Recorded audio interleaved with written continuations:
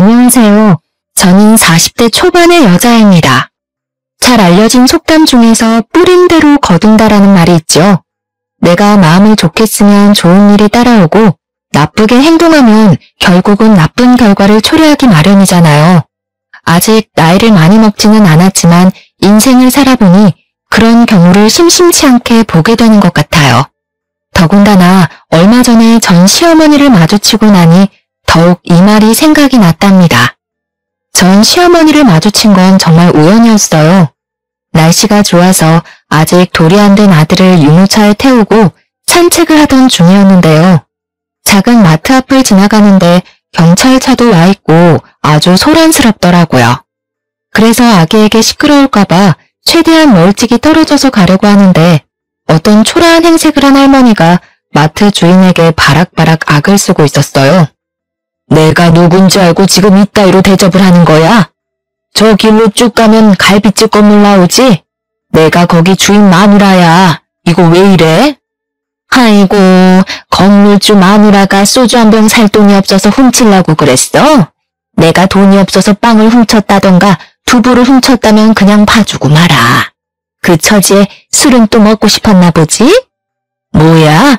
이 옆에 내가 진짜 보자 하니까 그깟 돈 주면 될 거 아니야. 내일 갖다 준다니까 경찰까지 부르고 지랄을 떨어. 계속 이렇게 소란 피우시면 공무집행 방해죄도 추가됩니다. 얼른 차 타세요. 마트 주인에게 악을 쓰는 목소리를 들으니 본능적으로 뒷덜미가 찌릿하더라고요. 혹시나 하고 얼굴을 보니 벌써 술을 먹었는지 얼굴이 벌개진 전 시어머니가 맞는 게 아니겠어요? 예전에는 옷도 화려하게 입고 머리도 항상 미용실 가서 세팅을 해서 50대 뺨칠 것처럼 생겼었는데 지금은 완전히 초라하게 늙은 할머니의 모습이었어요. 머리도 거의 백발에 마구 헝클어져 있더라고요. 저를 알아볼까 무서워 얼른 자리를 피하려고 열심히 유모차를 밀었답니다. 전 시어머니 쪽을 한번 흘끗했는데 글쎄 눈이 딱 마주쳤지 뭐예요? 순간 저를 알아본 전 시어머니가 저를 향해 고래고래 소리를 치기 시작했죠. 너 맞지? 야, 이리 와봐. 제가 내 며느리야. 야, 어딜 도망가 이리 와. 전 시어머니가 저를 향해 쫓아오려는데 경찰이 딱 잡고 막아서더라고요. 정말 다행이었죠. 저는 악에 바친 전 시어머니 목소리를 뒤로 한 채 얼른 집으로 돌아와서야 한시름 놓을 수 있었어요. 아기를 키우느라 한동안 전시무의대에 잊고 살았는데 그때 기막혔던 일들이 영화처럼 머릿속을 스쳐가네요. 사연을 다 들으시면 여러분도 그때 제가 얼마나 충격을 받았을지 이해를 해주실 것 같아요. 그럼 제 이야기를 한번 시작해 볼게요. 저는 40대 초반까지 결혼을 하지 않았던 골드미스였어요.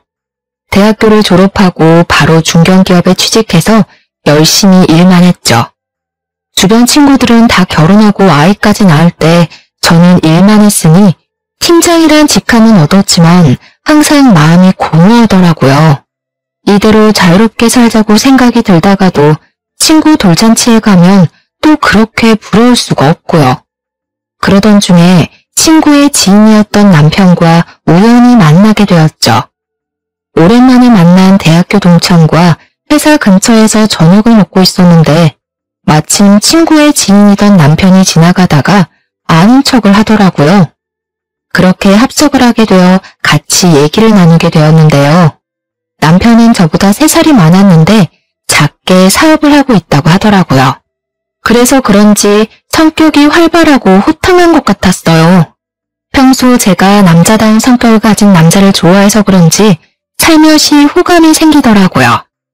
그렇지 않아도 내가 두 사람 소개시켜주면 어떨까 생각했는데 정말 인연인가 봐. 이렇게 만나네? 이렇게 아름다우신 분이 아직 싱글이란 말이야? 진작 소개해줬어야지. 저는 남편의 너스레에 부끄러웠지만 싫지는 않더라고요. 그렇게 연락을 이어가며 몇 번 만나다 보니 자연스레 사귀는 사이가 되어 있었죠. 서로 나이가 많이 찼다 보니 결혼 얘기도 빠르게 나오게 되더라고요. 만난 지 1년도 되지 않았는데 남편이 프로포즈를 했고 저도 받아들였죠. 처음 시댁에 인사를 드리러 가게 되었는데 제가 아무래도 나이가 있다 보니 좀 긴장이 많이 되었답니다. 시댁은 5층짜리 건물 가장 꼭대기층에 살고 있었는데 그 건물이 시부명이라고 하더라고요. 1층은 그 동네에서 유명한 갈비집이 들어와 있어서 보통 동네에서 갈비집 빌딩이라고 부른다고 했죠. 건물에서 나오는 월세로 생활을 하신다고 하는데 금전적으로 넉넉하게 지내고 계시는 것 같았어요. 집 안에 들어가 보니 시모가 원해서 인테리어를 새로 한 지 얼마 되지 않았다고 해요. 아주 현대적으로 삐까번쩍하게 꾸며놨더라고요. 우리 아들이 너무 잘나서 어떤 여자를 데려올까 했는데 생각보다 나이가 많네. 사실 우리 아들 능력이면 20대랑도 결혼할 수 있는데 비슷한 나이대면 서로 생각도 맞고 좋지 뭘 그래. 너무 어린 것보단 사회생활을 좀 한 게 낫다. 어머, 그래서 당신은 10살 넘게 차이 나는 신부를 맞았어요? 시모가 시부에게 엄청 아양을 떨더라고요. 시부도 싫지 않은지 그 모습을 마냥 바라만 보고 있는데 좀 일반적인 부분은 아닌 것 같은 느낌이 들었어요. 시모의 차림새도 보통 그 나이대보단 훨씬 젊게 입어서 제 언니라고 해도 믿겠더라고요. 역시나 나중에 남편에게 물어보니 친어머니는 암에 걸리셔서 남편 20대 초반일 때 돌아가셨다고 해요. 그리고 시부는 지금의 시모와 10년 전에 재혼을 하셨다고 하더라고요. 친정 부모님은 다 은퇴하셨다고? 그럼 생활은 뭘로 하셔? 우리처럼 건물이 있나? 아님 돈 나올 구멍이 따로 있어? 아버지가 연금을 넉넉하게 받으시는 편이라 그걸로 생활하고 계세요. 제가 매달 용돈 챙겨드리고 있고요. 뭐 그럼 딱히 넉넉하진 않겠네. 우리 집안이랑 좀 차이가 나서 좀 그렇네. 그나저나 결혼하면 시부모 용돈도 똑같이 챙겨줘야 되는 거 알지? 그런 건 기본 중에 기본이잖아. 애들 힘들게 일하는데 용돈은 무슨. 내가 돈 충분히 주잖아. 괜히 그런 걸로 애들 괴롭히지 마. 저는 사실 시댁에서 결혼을 반대하면 당연히 툭툭 털고 안 하려고 생각하고 있었어요. 시모가 하는 말이 마음에 걸려서 결혼에 대해 다시 생각해봐야겠다는 마음이 들었죠. 친구들에게 하도 고부 갈등에 대한 하소연을 많이 들어서 굳이 피곤하게 그런 걸 경험하면서 살고 싶진 않았거든요. 저는 제 커리어에도 자부심이 있고 연봉도 나쁘지 않기 때문에 그런 대접을 받으면서까지 진행할 필요는 없으니까요. 하지만 시부가 트인 생각을 가진 분 같았고 결혼하라고 시원하게 지원을 해주시더라고요. 남편이 시원시원하게 결혼을 밀어붙여서 정신이 들었을 땐 이미 결혼식을 다 끝내고 신혼여행까지 다녀온 후였답니다. 결혼을 했다고 해도 일은 놓고 싶지 않았기에 회사는 계속 다니고 있었죠. 남편도 사업을 하다 보니 매일 밤늦게 들어와서 신혼생활을 잘 즐기지를 못하겠더라고요. 저는 퇴근하고 오면 너무 힘들어서 빨리 쉬기 바쁘고 남편은 거의 밤에 오니 같이 저녁을 먹을 때도 별로 없고요. 이런 게 결혼인가 싶고 오히려 연애할 때보다 더 외로운 기분이 들기도 했죠. 다 잡아둔 물고기라고 생각을 하는지 연애할 때는 그렇게 연락도 자주 하더니 이제는 늦게 들어와도 연락 한 통 없었어요. 저도 서운함이 계속 쌓여가니 서로 서먹해진 상황에서 어느 날 남편이 출근 전에 이런 말을 하는 거예요. 근데 우리 나이도 있는데 아기를 먼저 가져야 되지 않아? 나는 나를 닮은 애를 꼭 갖고 싶거든. 그런 말을 전혀 안 하다가 갑자기 들으니 당황스럽긴 한데 난 사실 회사 일도 바쁘고 나이 때문에 아이가 금방 찾아오긴 힘들지 않을까 싶어. 만약 시도해봐도 안 되면 난 딩크도 생각한 적 있긴 하거든. 딩크? 말도 안 되는 소리 하지 마. 결혼했으면 무조건 한 명이라도 아이는 낳아야지. 당신 일이야. 아이 낳고 다시 해도 되잖아. 지금 뭐가 급한지 몰라? 저도 저를 빼닮은 아기를 갖고 싶었고 남편이 너무나도 아이를 원했기 때문에 열심히 노력해보기로 했어요. 친정엄마가 임신이 잘 되는 한약도 지어다 주셔서 빼놓지 않고 먹었죠. 몸이 건강해야 한다고 해서 평소에 운동도 싫어했지만 요가 수업도 듣기 시작했답니다. 저는 제 나름대로 노력을 하고 있는데 먼저 임신 계획하자던 남편은 무슨 생각인지 전혀 협조를 안 하더라고요. 사업한다고 일주일에 5일은 술을 먹고 들어오길래 아이가 갖고 싶으면 술을 끊어야 한다고 몇 번이나 말해도 듣지 않았죠. 당신 아기 갖고 싶다며 내가 술 먹지 말라고 했지. 내가 운동을 하라고 했어. 인스턴트를 못 먹게 했어. 그런 거 다 못해도 술이라도 끊어달라고 했잖아. 어이씨, 네가 사업에 대해 뭘 알아. 사업은 접대야. 거래를 틀려면 접대를 해야 된다고. 이게 다 일하는 거라니까? 나만 한약 먹고 운동하고 노력하면 뭐해. 하늘을 봐야 별을 따지. 나중에 내 탓하지 마. 야, 애는 네가 낳는 거지 왜 나한테 그래? 네가 20살이었어 봐. 내가 술을 먹든 말든 그게 무슨 상관이야? 매일 같은 문제로 싸우기 시작하니까 남편한테 점점 정이 떨어지더라고요. 결혼을 해도 행복하지가 않고 매일 스트레스를 받으니 점점 후회가 되기 시작했어요. 저는 더 이상 남편이 술을 먹고 와도 말도 걸지 않고 먼저 자버렸죠. 그랬으면 저의 달라진 태도를 알아채고 반성을 해야 되는 거 아닌가요? 제가 신경을 껐다고 생각을 했는지 아예 새벽 늦게 들어오는 날이 점점 늘어나기 시작했답니다. 그러던 어느 날은 인사불성이 돼서 회사 직원이 집까지 데리고 왔더라고요. 남편은 현관복도에 널브러져서 여기가 어딘지도 모르는 모양이었어요. 남편이 토를 하려는지 자꾸 욱욱대서 남편을 억지로 일으켜 앉혔죠. 그리고 귀 양쪽에 비닐봉투를 걸어버렸답니다. 야, 이거 뭐야? 아, 답답해. 아, 이거 빼. 야, 예솔아. 우리 예솔이가 제일 부드럽다니까. 남편이 비닐봉투를 확 빼더니 제 다리를 쓰다듬기 시작했습니다. 저는 너무 화가 나서 온 힘을 다해 남편 얼굴을 확 밀쳐버렸답니다. 남편이 억소리를 내면서 바닥에 머리를 쿵 찧었어요. 정말 남편이 나를 배신했다는 생각에 너무 실망스럽고 화가 머리끝까지 났죠. 이런 남자를 믿고 아이를 가지려고 노력하는 게 맞는 건가 싶은 마음이 들었답니다. 그 뒤로 한동안 저는 남편과 단 한마디 말도 섞지 않았어요. 남편도 자신이 실수한 걸 알았는지 저에게 섣불리 말을 걸지 못하더라고요. 저녁에도 일찍 들어오는 날도 생겼지만 전 신경 쓰지도 않고 안방 문을 걸어 잠궈버렸죠.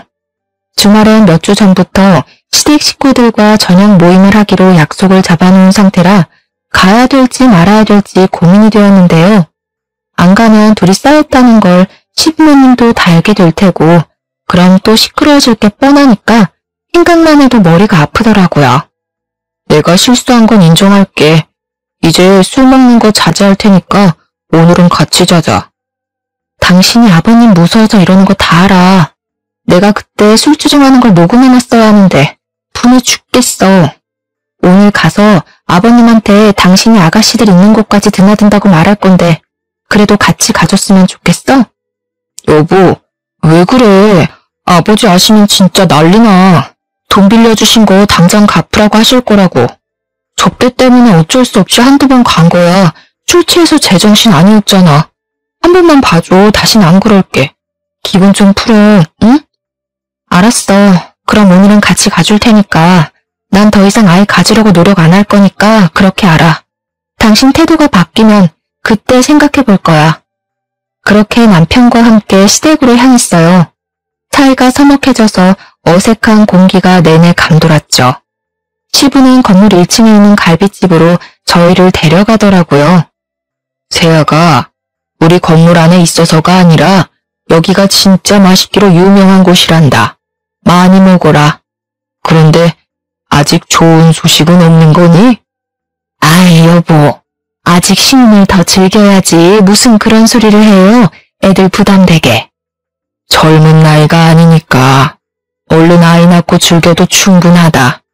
내가 자식은 이놈 하나라 손이 아주 귀해. 내가 손주 하나만 있으면 소원이 없겠다. 새아가가 아들만 낳아주면 내가 이 건물 너희들 공동명의로 바로 증여해주마. 정말이요? 아버지 눈에 흙 들어가실 때까진 절대 안 주신다면서요. 아들만 낳으면 증여해 주실 거예요? 여보, 기분 좋다고 너무 앞서 나가시네. 아직 아기도 안 가졌는데 그런 약속을 하시고. 실없는 소리라고 생각해들. 어튼 소리 아니다. 내가 오래 생각한 끝에 새아가를 보고 얘기하는 거니까 새아가는 떡두꺼비 같은 손주만 나에게 안겨다오. 저는 사실 건물엔 크게 관심이 없어서 시큰둥했는데요. 준다면야 감사히 받겠지만 아들 낳으라는 조건을 저렇게 거시니 기분이 썩 좋지는 않았어요. 저는 제 나름대로 돈도 잘 벌고 있고 제 힘으로도 충분히 나중에 우리 힘으로 집도 장만할 수 있을 거라는 자신감이 있었거든요. 하지만 남편은 그 말을 듣고 얼굴에 광채가 돌더라고요. 그동안 어지간히 아버지 건물을 받고 싶었던 모양이었어요. 느낌이 싸해서 시모 쪽을 돌아봤는데 저를 찌려보고 있다가 얼른 시선을 거두더라고요.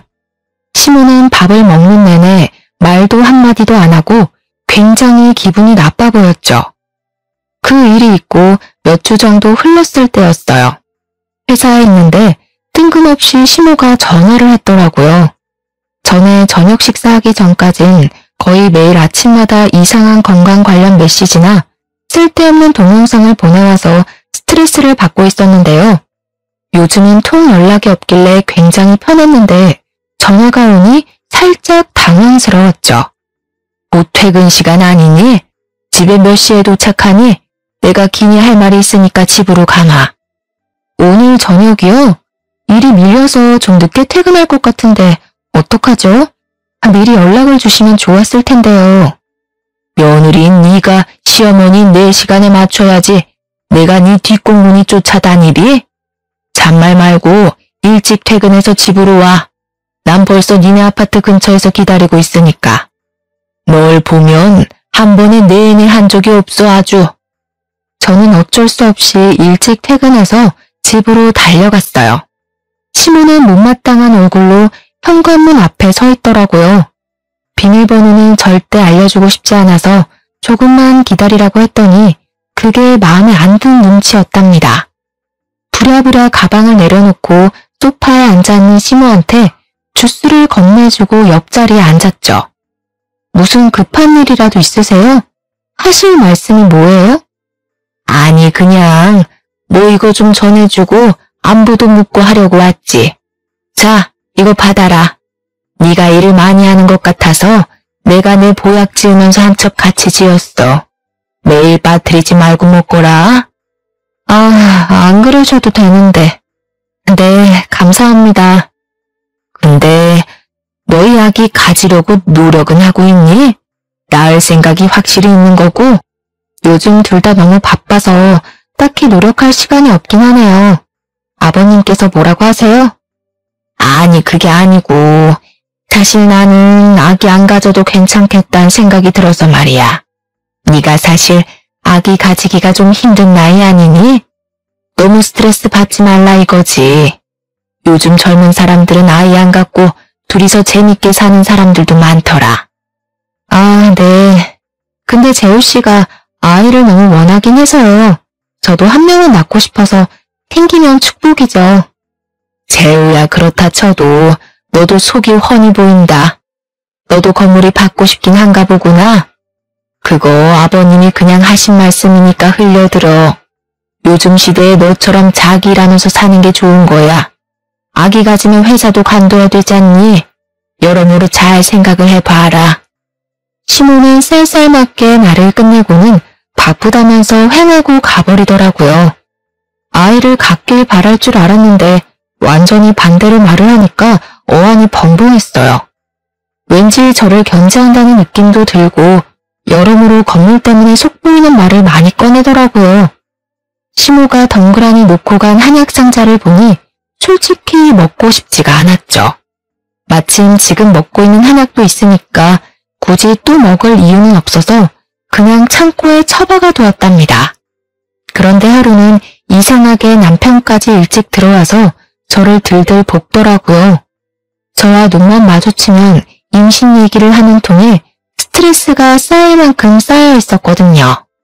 제가 애 낳는 기계도 아니고 뚝딱 하면 애가 들어서는 것도 아닌데 주변에서 왜 저를 갖고 난리를 치는지 미치겠더라고요. 다음 달에도 임신 안 되면 우리 시험관이나 그런 걸로 해보자. 사실 당신 나이 때문에 자연 임신 안 될 확률이 많대. 시험관만 하면 애가 자판기에서 나오듯이 나올 줄 알아? 그게 얼마나 힘든 건데. 난 매일 주사도 맞아야 되고 왜 나만 힘든 걸 다 견뎌야 되는데? 야, 그럼 내가 낫냐? 여자가 낳는 거잖아. 나도 답답하다고. 이럴 줄 알았으면 어린애랑 결혼하는 건데 아버지가 갑자기 그런 걸로 건물 준다고 할 줄 누가 알았냐고. 지금 그 건물 받으려고 이 난리를 치는 거야? 아기를 무슨 돈 버는 수단으로 생각하니? 당신은 막상 아기 낳으면 똥기저귀 한번 안 갖다 버릴 위인이야. 나야말로 당신이 이렇게 임신으로 나 스트레스 줄 줄 알았으면 절대 결혼 안 했어. 이게 보자 하니까 너 말 다 했어?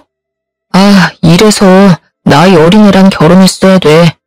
나이 많은 것들은 머리에 든 것만 많아서 허구한 말 꼬치꼬치 따지기나 하고. 그럼 시험관 안 하겠다 이거지? 그럼 다음 달에도 임신 못하면 당신 그냥 다니는 회사 때려치고 집에서 쉬면서 몸 관리나 해. 뭐? 진짜 말 다 했어? 당신은 뭔데 회사를 관두라 말아야. 난 임신 안 하면 안 했지. 회사는 포기 못하니까 꿈 깨셔? 서로 언성이 높아지고 분위기가 점점 험악해져 가기만 했어요. 갑자기 남편이 악소리를 지르면서 식탁 의자들을 다 던져버리더니 쓰레기통을 발로 차서 거실에 확 던져버리는 게 아니겠어요? 거실 바닥이 쓰레기로 난장판이 되어버렸어요. 저는 너무 화가 나니까 머리가 띵해지더라고요. 남편을 죽어라 노려보니까 남편도 씩씩대며 지지 않고 쳐다보더라고요. 저는 주방 싱크대로 달려가서 모아두었던 음식물 쓰레기 봉투를 남편에게 확 던져버렸답니다. 봉투가 찢어지면서 남편의 티셔츠와 바지가 쓰레기 범벅이 되어 뚝뚝 떨어졌죠. 야, 이게 진짜? 냄새. 너 진짜 미쳤어? 당장 닦아 얼른. 너는 쓰레기 던져도 되고 나는 왜 안 돼? 마음 같아선 네 그 머릿속에 든 쓰레기 좀 싹 다 버리고 싶다. 어쩌면 그렇게 쓰레기 같은 생각만 하고 사냐? 저는 남편에게 쏘아붙이고 가방을 챙겨서 집을 나와버렸답니다. 남편의 밑바닥까지 본 기분이랄까요? 여느 때와는 너무 딴파는 모습에 같은 사람을 만나 싶었죠. 호탕하고 남자다운 줄 알았는데 알고 보니 여자를 우습게 알고 자기 자신만 생각하며 사는 이기적인 사람이었어요. 그 순간 제 자신이 너무 불행하게 느껴져서 제 숨통이 다시 트이려면 이혼을 해야겠다는 생각까지 들더라고요. 저는 바로 친정으로 갔고 일주일 넘게 집으로 돌아가지 않았답니다. 제가 남편과 싸웠다고 말하자 오히려 친정 부모님이 안절부절 못하시며 일단 집으로 가라고 하셨는데요. 하지만 저는 계속 오는 남편의 연락도 다 무시해버리고 회사만 열심히 다녔죠. 웬일인지 몸이 축축 처지고 밥도 잘 안 들어가는 날이 많아졌어요. 저는 남편 때문에 스트레스를 많이 받아서 컨디션이 안 좋아졌다고만 생각했죠. 퇴근하고 집에 간신히 와서 밥도 먹지 않고 바로 침대에 누워버리는 걸 계속 보시던 어머니가 한마디 하시더라고요. 어머, 얘 좀 봐. 너 생리 언제 했니? 상태를 보니까 아무래도 확인을 좀 해보는 게 좋겠다. 저는 엄마의 말에 설마 하고 달력을 찾아보았어요. 그런데 정말 2달째 건너뛰고 있는 게 아니겠어요? 임신 준비할 때는 매일 배란기를 확인하고 계산하는 게 일이었는데 남편과 헤어지기로 결심하고는 아무 신경도 쓰지 않았거든요. 저는 얼른 테스트기를 해보았는데 선명한 2줄이 보이더라고요. 얼마 전까지만 해도 이 2줄이 얼마나 보고 싶었는지 몰라요. 안 좋은 상황에서 임신을 확인하고는 마냥 기뻐할 수는 없는 걸 보니 인간의 마음이 얼마나 갈대 같은지요. 저는 당황스럽기도 하고 바라던 일이 이루어졌으니 좋기도 하면서도 아기를 혼자 키워야 하나 하는 생각도 들고 별 감정이 다 들더라고요. 남편한테 좋아하면서 마냥 알릴 수도 없는 현실이었으니 씁쓸하기도 했고요. 저는 엄마에게 당분간 우리만 알고 있자고 하고 테스트기를 서랍 안에 넣어놨어요. 저녁을 먹는 내내 남편에게 알려야 하는지 말아야 하는지 생각하느라 무슨 맛인지도 모르고 먹었던 것 같아요. 그때 초인종이 울리더니 남편이 상기된 얼굴로 들어오는 게 아니겠어요? 내가 아까 전화했다. 그렇게 바라던 임신을 했는데 알려줘야지. 이제 아기까지 찾아온 마당에 이혼하니 많이 허튼 소리 말고 장서방이랑 얼른 화해하고 집으로 돌아가. 엄마, 내가 말하지 말라고 했잖아요. 이 인간이 나한테 어떻게 했는지 내가 다 얘기했잖아. 너도 잘한 거 없어. 장서방, 얼른 얘 데려가게. 또 우리 딸한테 막대하면 정말 그땐 그냥 못 넘어가네. 이제 아이도 가졌으니 아주 여왕처럼 떠받들어야 돼. 네, 장모님, 여부가 있겠습니까? 여보, 정말 내가 미안해.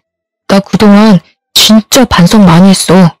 우리 부모님은 당신 집 나간 것도 모르시니까 그냥 없던 일처럼 다시 집에 들어가면 돼. 우리 깜찍이랑 같이 집에 가자. 여보, 정말 고마워. 벌써 태명까지 지어서 호들갑을 떠는 남편을 보니 만감이 교차했어요. 미우나 고우나 아기 아빠인데 다시 한번 잘 지내보자고 마음을 먹었죠. 다시 집으로 들어가게 되었고 남편은 벌써 시부모님에게 제 임신 사실을 알렸더라고요. 마침 다음 날이 주말이어서 시부모님이 집으로 찾아오셨죠. 아가, 정말 고맙다. 아무쪼록 몸 조심하고 또 조심하거라. 떡두꺼비 같은 손주 녀석인 것만 확인하면 내가 바로 너희에게 건물 넘겨주마. 근데 아버지, 만약 딸이면 진짜 건물 안 주실 거예요? 우리 집안 대를 이을 손주 녀석이 태어나야 네 놈이 건물을 가질 수 있는 자격이 있는 거야. 딸이면 아쉽지만 둘째도 생각해봐야지. 아버님, 지금이 무슨 조선시대도 아니고 아들, 딸을 차별하세요. 그리고 요즘엔 딸을 더 좋아해요. 아이고, 왜? 딸이면 건물 못 받을까봐 지금 미리 손 쓰는 거니? 아직 5주라면서 벌써 김칫국들 마시기는.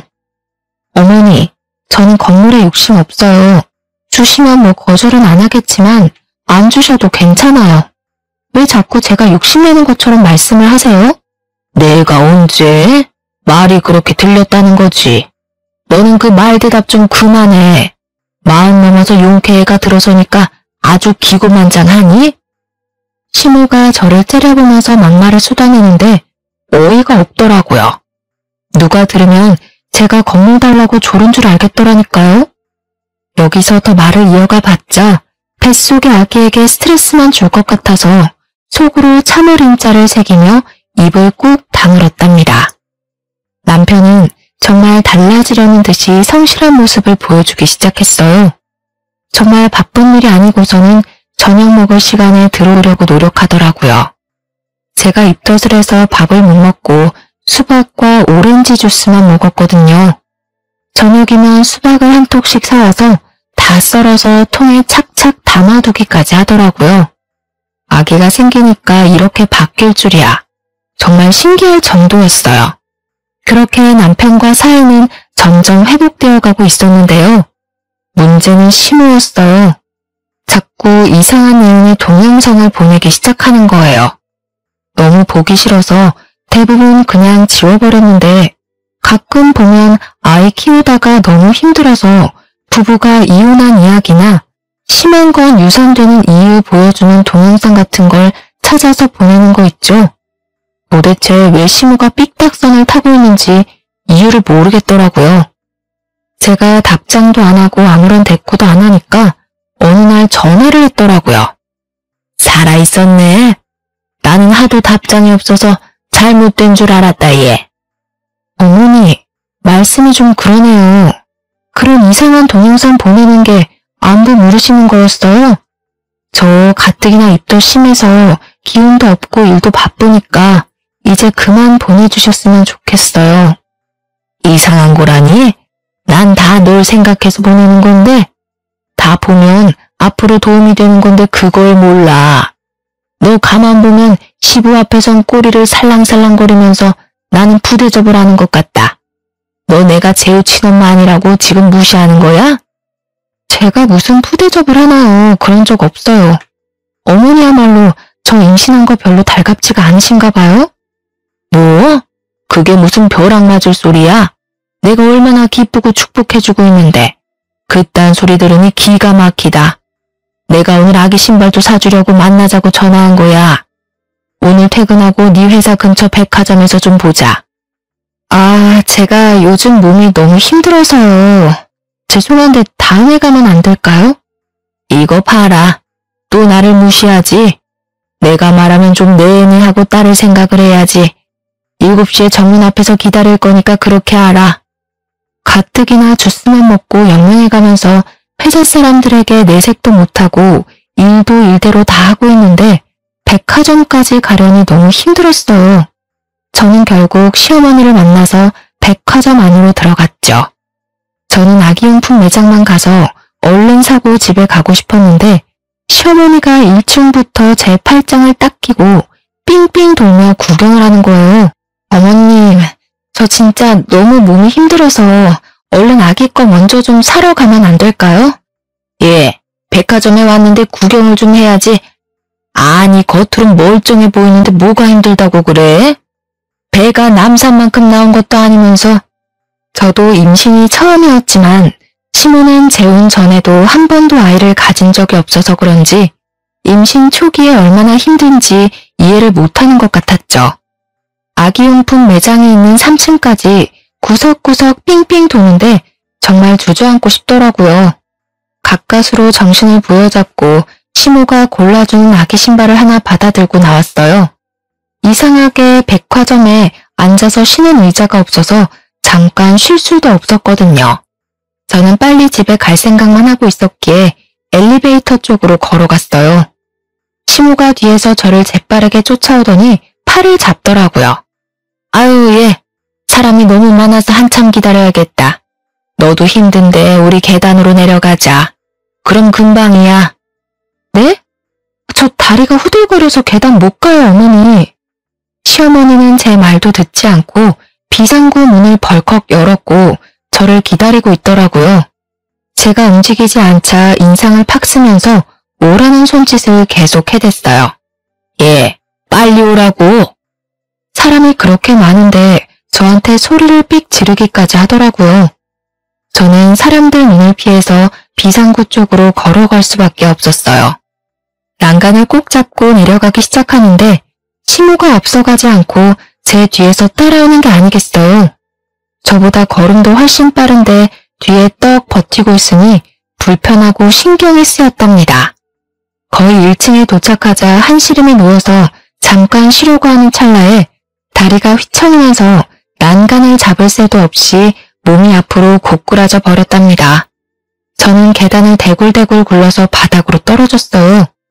제가 잠시 정신을 잃었는지 시모가 소리치는 게 들렸었는데 깨어나 보니 병원 응급실이더라고요. 제 손을 붙잡고 울상이 된 남편의 얼굴이 보이고 뒤쪽으로 시부모님이 서 계셨죠.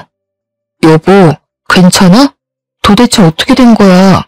초기가 가장 위험하다는데 조심해야지. 아기는? 아기는 무사한 거야?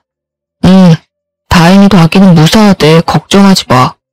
나 아까 어머니 전화 받고 얼마나 놀랐는지 몰라. 시부가 엄청 뭐라고 한 모양인지 시모는 풀이 확 죽어있더라고요. 이상은 없어서 바로 퇴원했는데 좀 캥기는 부분이 있었죠. 제가 넘어질 때 시모가 다리를 건 듯한 느낌이 들었던 것 같은 거예요. 근데 확실하지가 않고 저도 정신이 없었기에 그냥 넘길 수밖에 없었어요. 그 이후로는 왠지 시모와 거리를 둬야겠다는 생각이 들었답니다. 이제 임신한 지도 거의 12주가 가까워지고 있었어요. 이때쯤이면 아들인지 딸인지 알려주신다고 해서 남편이 정기검진 날짜만 엄청 기다리고 있더라고요. 입덧도 사라지고 백화점 사건 이후로 시모도 연락이 없어서 평화로운 날을 보내고 있었는데요. 어느 날 주말에 남편도 약속이 있다고 나가서 저 혼자 푹 쉴 마음으로 여유롭게 아침을 먹고 있었죠. 갑자기 초인종이 울려서 나가보니 시모가 쫙 빼입고 서 있는 게 아니겠어요. 예, 얼른 옷 입어라. 병원이 1시면 문 닫으니까 빨리 가야 돼. 네? 갑자기 무슨 병원을 가요? 어디 아프세요? 나 말고 너 말이야. 내가 잘 아는 산부인과 의사가 있는데 내가 하도 너 노산이라 걱정을 하니까 한번 데려와서 검진도 싹 해주고 도움도 주겠다고 하더라. 어서 따라 나서. 저 지금 다니는 산부인과도 좋은 곳이에요. 저 괜찮아요. 그렇지 않아도 다음 주에 정기검진 가요. 또 말대답. 한 번에 좀 예의할 순 없어? 내가 다 우리 집안 잘 되고 너 잘 되려고 이렇게 사방을 다니면서 나서면 좀 고맙다고 따라 나서면 될걸. 빨리 못 나와? 유명한 의사라 약속 잡기 힘들어. 뜬금없이 와서 얼마나 호들갑을 떨면서 정신도 못 차리게 하는지 어느새 택시에 떠밀려서 타고 있더라고요. 그렇게 30분은 갔을까요? 무슨 변두리에 있는 것 같은 허름한 병원에 저를 데려가더라고요. 유명하다더니 들어갔는데도 환자 한 명 없었고 간호사 딱 한 명 앉아있더라고요. 저는 기분이 너무 나빴지만 일단 시모가 하는 대로 지켜봤죠. 무슨 병원이 접수도 안 하고 바로 진료실로 들어오더라고요. 의사는 시모와 비슷한 또래의 남자였어요. 인상도 별로고 눈도 은은해 보여서 보는 순간 소름이 끼치더라고요. 그 의사한테 배를 보여줘야 한다니 너무 싫었는데 시모가 억지로 끌어서 침대에 눕히더라고요. 아주 건강한데? 그리고 아들이네? 이거 보이지? 뭐? 아니, 뭐요? 아들이요? 진짜 확실한 거예요? 저는 사실 그동안 초음파 사진을 보고 아들이라고 짐작은 하고 있었는데 이렇게 확인을 하게 되었네요. 시모는 아들이라는 소리를 듣고 얼굴이 파래지며 부들거리더라고요. 어머니, 저를 여기 왜 데려오신 거예요? 지금 설마 아들인지 아닌지 그거 확인하러 오신 거예요? 도대체 여기서 무슨 도움을 받으러 온 건데요? 저 지금 굉장히 기분이 나쁘거든요? 저는 의사 손을 팍 쳐버리고 침대에서 내려와 진료실 밖으로 나가버렸어요. 너무 열이 뻗쳐서 정수기에서 냉수를 한참 뽑아 마시고 심호흡을 했죠. 심호를 두고 그냥 나와버리려고 했는데 가방을 진료실 책상에 두고 왔더라고요. 그래서 다시 진료실 쪽으로 걸어갔는데 문이 살짝 열려진 채로 둘이 심각하게 얘기를 하고 있더라고요. 어떻게 방법 없겠어? 아니 하필 왜 아들이야? 혹시 먹으면 잘못되는 그런 약 같은 건 없어? 이미 손 쓰기엔 너무 늦었어. 약 먹는다고 해도 잘못하면 장애아로 태어날 수도 있는 거고 아주 위험해. 그러게 내가 좀 더 빨리 끌고 오랬잖아. 저 화상이 말을 들어먹어야 말이지. 오늘도 끌고 오느라 얼마나 힘들었는데. 그럼 수술밖엔 방법이 없는 거야? 대화를 듣고 있으니 머릿속이 하얘지며 몸이 부들부들 떨려왔죠. 임신을 달가워하지 않는 건 느끼고 있었지만 이렇게 무서운 생각을 하고 있는지는 상상도 하지 못했으니까요. 시모의 소름 끼치는 두 얼굴을 보니 어떻게든 증거를 남겨야겠다는 생각이 들었어요. 다행히 주머니에 핸드폰이 있어서 뒤늦게라도 얼른 비디오를 찍었답니다. 그리고는 혼자 서둘러 나와 집으로 가버렸어요. 저는 저녁에 남편이 올 때까지 기다렸다가 함께 시댁으로 갔어요. 제가 집 안에 들어서자마자 시모가 큰 소리를 치기 시작하더라고요. 연락도 없이 너 혼자 가버리면 어떡하니? 가방도 두고 가서 얼마나 걱정했는지 알아? 애가 기본이 안 돼 있어. 걱정이요? 같이 있다간 또 무슨 수작을 부릴지 모르니까 제가 얼른 도망친 건데요? 뭐? 수작? 이게 아주 막 나가네. 내가 재혼했다고 지금 이렇게 무시를 하는 거야? 여보, 얘 말하는 것 좀 봐요. 나를 얼마나 무시하는지 봤죠? 이간질 시키려면 상대 봐가며 제대로 했어야죠. 그럼 이건 어떻게 설명할 건데요? 저는 아까 찍은 비디오를 열어 시부모와 남편에게 보여줬습니다. 그걸 본 시모가 얼굴이 사색이 돼서 핸드폰을 뺏으려고 하더라고요. 저는 얼른 시모의 손을 쳐버렸어요. 내가 참아보려고 했는데 사람이 할 짓이 있고 못할 짓이 있는 거예요. 아무리 친자식이 아니래도 어떻게 손주를 잘못되게 할 생각을 할 수가 있어요? 이게 지금 우리 아기 두고 하는 말이란 말이야? 이 아줌마가 진짜 미쳤네? 그동안 아버지 생각해서 대우해줬더니 진짜 내 엄마라도 된 것 같아? 아, 딱 알겠네. 이 건물 나한테 넘어갈까봐 이런 짓을 꾸민 거지? 그렇다고 이게 당신께 될 것 같아? 아니, 그게 아니라 오해가 있는 것 같은데 우리 손주 얘기를 한 게 아니라 이 의사가 내 친구인데 다른 환자 얘기를 한 거야. 너는 나한테 물어보지도 않고 이렇게 오해를 하니? 오해요? 일부러 저기까지 끌고 가서 뭔 짓을 하려고 했는지 저 의사 데려다가 물어볼까요? 내가 이걸로 저 의사 고소할 수도 있어요. 그리고 예전에 나한테 준 한약도 몸 차게 만들어서 애 못 갖게 하는 약이었던 거 내가 모를 줄 알았어요. 그냥 넘어가 주니까 누굴 바보로 알아요? 갑자기 심호의 얼굴이 울그락 푸르락 대더니 제 뺨을 세게 내려치는 게 아니겠어요. 저는 너무 놀라서 바닥에 주저앉았어요. 남편이 심호를 확 밀치고 저를 일으켜 안았죠. 이 여자 진짜 미친 거 아니야? 감히 누굴 건드려? 아버지, 왜 이 꼴을 보고도 아무 말이 없으세요? 예? 시부는 아주 침착한 표정으로 소파에 앉아있다가 안방으로 들어가 무슨 서류 봉투를 가져오더라고요. 그러더니 시모의 얼굴에 확 던져버렸죠. 당신 왜 이래요? 이건 또 뭐예요? 시모는 인상을 찡그리며 서류 봉투를 열어보았어요. 봉투 안을 들여다본 시모 얼굴이 순식간에 새하얘져서 말을 더듬기 시작하더라고요. 마치 영라대왕을 본 것 같은 표정이었죠. 시부가 어이가 없다는 듯이 고개를 저으며 시모 손에서 봉투가 거칠게 빼앗아 들었어요. 그리고는 봉투 속에 든 사진들을 시모의 얼굴에 쫙 뿌려버리더라고요. 당황한 시모가 어떻게든 사진을 숨기려고 땅바닥에 엎어져 추한 꼴을 보이기 시작했어요. 남편도 사진 한 장을 뺏어 들고 자세히 보고 있길래 저도 사진들을 살펴봤는데 시모가 다른 남자들과 찍은 사진들이었어요. 웃긴 건 한 명이 아니라 다 다른 남자들이더라고요. 그 중에는 기가 막히게도 오늘 봤던 의사의 얼굴도 보였죠. 이 옆에네야, 내가 바보라서 여지껏 속아줬다고 생각하지? 그동안 나 몰래 월세 빼돌려서 그 돈 흥청망청 쓰고 다닌 거 누가 모를 줄 알아? 그걸 알아내다 보니 니년이 이렇게 남자를 돌아가며 만난다는 걸 알게 됐지. 너 할 말 있어? 여보, 월세는 내가 가끔 받아쓰긴 했는데 진짜 몇 번 안 돼요. 다신 안 그럴게요. 한 번만 봐줘요, 네? 이건 다 오해예요. 다 같은 모임 친구들이라고요. 친구들? 너는 친구랑 이런 데도 들어가냐? 네가 내 재산을 빼돌린 것도 모자라 나를 배신해. 거기다가 내 손자한테까지 손을 대려고 해. 너는 내가 봐줄 수가 없어. 돈도 모자라 이 건물까지 탐으려고 감히 내 손주를 건드려? 시모는 화장이 다 번져서 거머진 눈물을 줄줄 흘리며 시부의 다리를 붙잡고 늘어지더라고요. 여보, 제발 한 번만 봐줘요. 지금부터 죽은 듯이 살게요. 제발 버리지만 말아요. 당신 없이 나는 못 살아요.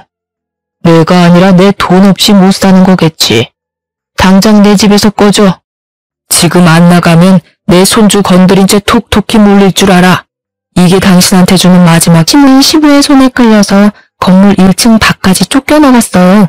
창문 밖으로 보니 시모는 건물 앞에 주저앉아서 소리를 지르며 울고 있더라고요.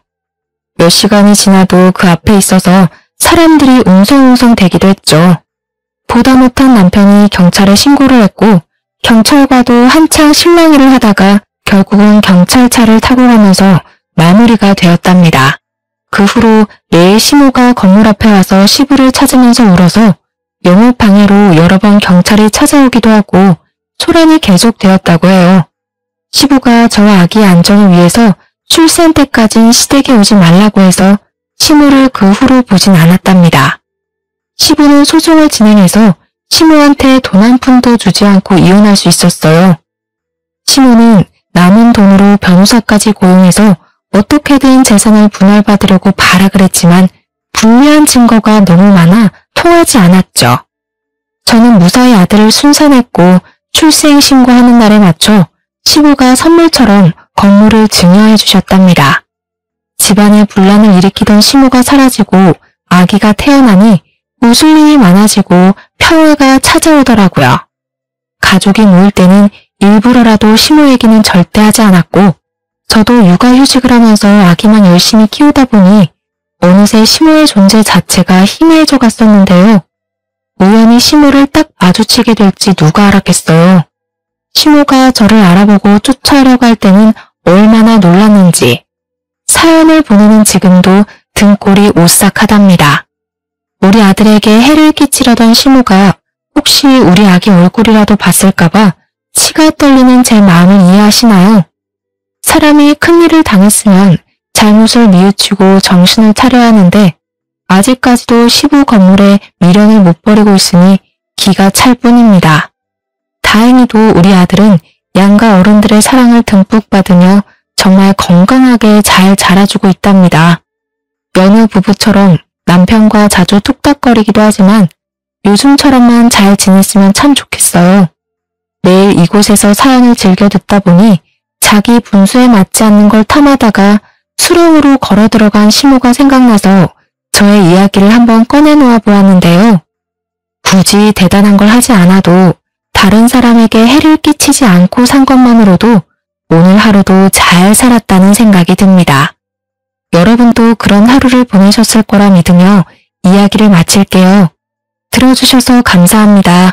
행복하세요.